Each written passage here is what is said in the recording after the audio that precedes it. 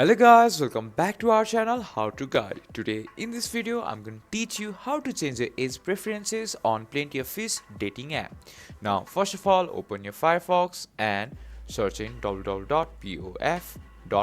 and it will directly take you to the official site of Plenty of Fish, that is a dating app.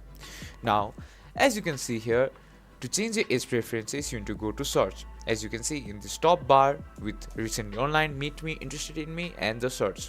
Click on the search bar, and as you can see on the right screen of your Plenty of Fish, filter and sort. Now change your age and give your preferences of age. So I want to meet 19 to 29 age people, and after that you'll only find 19 to 29 users and hit go fishing, and as you can see near my city it will find users for you, that is 19 to 29.